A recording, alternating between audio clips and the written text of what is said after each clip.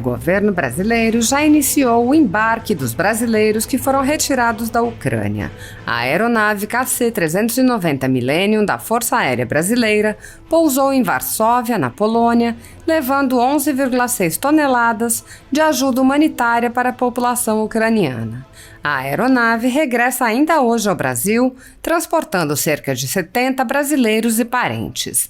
Veja imagens da viagem e do embarque dos brasileiros. A liberdade, no Brasil, está sob ameaça, assim como a propriedade privada, em consequência do ativismo judicial de alguns membros do judiciário. A renda da Folha Política e de outros sites e canais conservadores está sendo confiscada a mando do ministro Luiz Felipe Salomão, ex-corregedor do Tribunal Superior Eleitoral, com o apoio e respaldo do ministro do STF, Luiz Roberto Barroso, que era também presidente do TSE. O confisco da renda atinge todos os vídeos produzidos pelo jornal, independente de tema, data ou qualquer outro fator. Se você apoia o trabalho da Folha Política e pode nos ajudar a manter o jornal, doe qualquer valor utilizando o QR Code que está visível na tela ou use o código Pix ajude@folhapolitica.org. Caso não utilize Pix, há a opção de transferência bancária para a conta da empresa Raposo Fernandes, disponível na descrição deste vídeo e no comentário fixado no topo. Com a sua ajuda, a Folha Política poderá se manter firme e continuar o seu trabalho. Pix ajude@folhapolitica.org. Assista!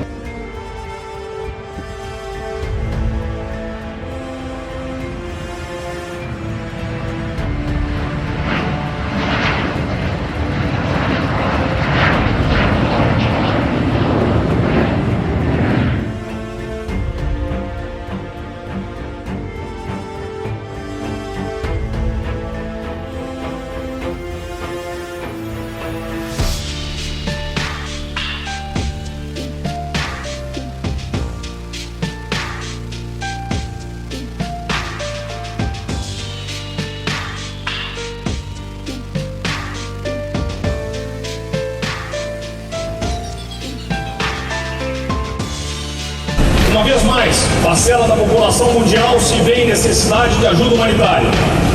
Prontamente, o governo federal se empenhou para proteger e auxiliar os brasileiros que estão sendo impactados pela situação na Ucrânia.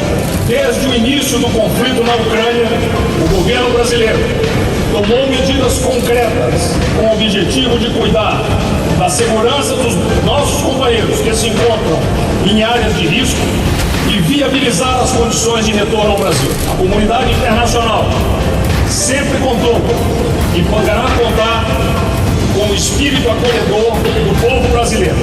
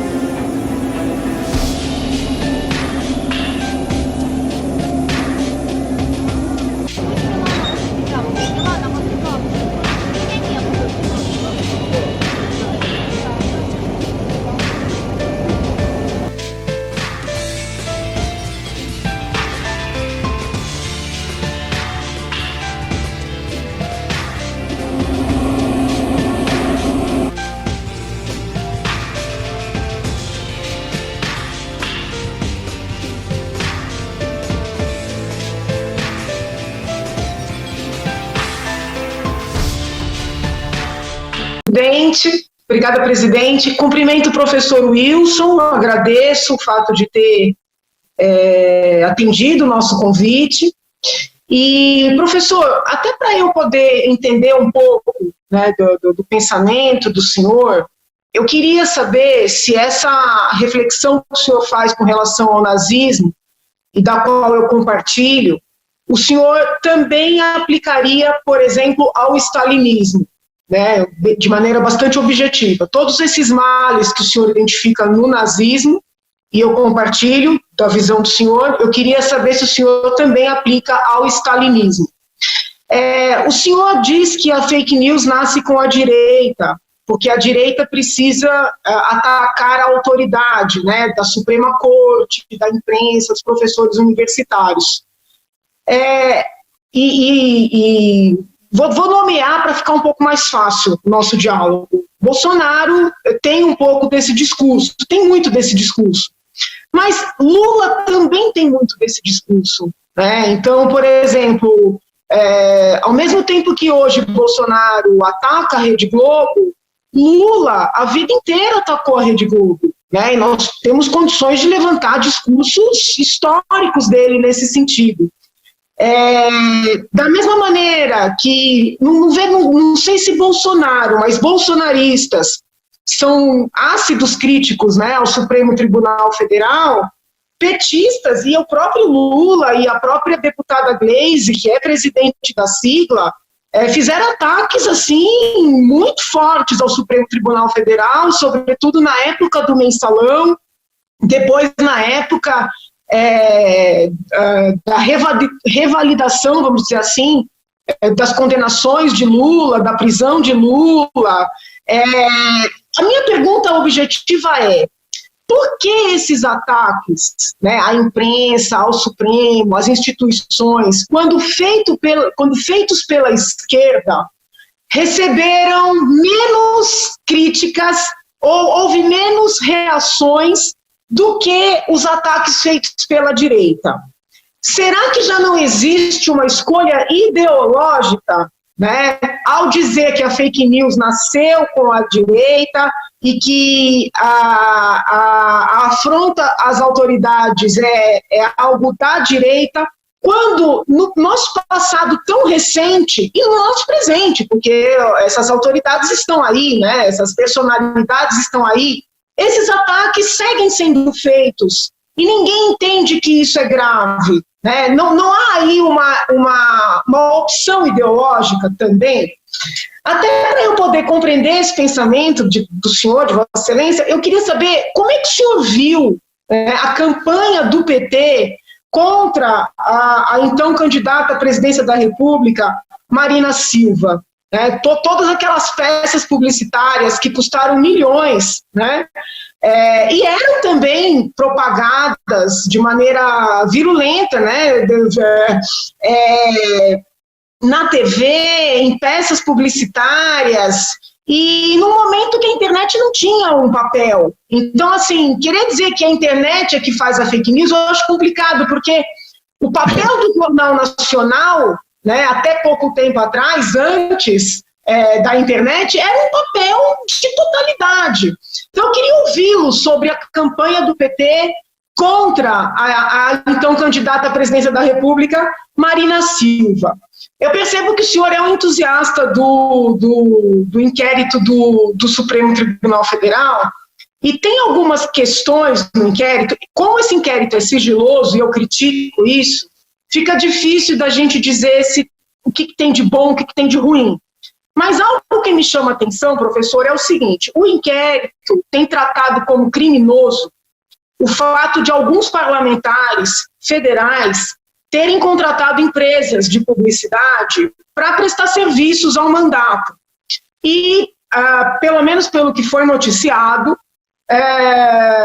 esses publicitários contratados ou empresas contratadas têm suas páginas pessoais em que eles propagam as ideias que são, vamos dizer assim, de simpatia desses mesmos parlamentares. E isso vem sendo tratado como financiamento, né, de fake news, como algo ilícito em si. Entretanto, quando a gente entra nas prestações de contas na Câmara, da mesma maneira que esses deputados bem à direita, né, contratam essas empresas e esses profissionais, deputados à esquerda, do PSOL, do PT e de outras siglas, também contratam. E quando a gente vai olhar o nome dos sócios das empresas contratadas e suas páginas, também são pessoas que propagam ideias que são simpáticas, vamos dizer assim, aos parlamentares contratantes, né? A minha pergunta é, quando os parlamentares da direita são considerados criminosos e os da esquerda, que têm idêntico comportamento, não há aí uma escolha ideológica? Né? Porque me preocupa quando a gente pega a mesma ação e trata como criminosa, né? Sendo que a ação do outro, que tem uma ideologia, vamos dizer assim, mais palatável aos formadores de opinião, é tida como lícita. Então, eu queria ouvir o senhor sobre essas questões, né? Nazismo, stalinismo, campanha de Marina Silva, ataques de Bolsonaro e Lula à Rede Globo, ao Supremo Tribunal Federal, e essa contratação de parlamentares à direita e à esquerda, de publicitários que também propagam essas ideias nas suas páginas pessoais. Era isso, senhor presidente, cumprimentando o professor e agradecendo a participação.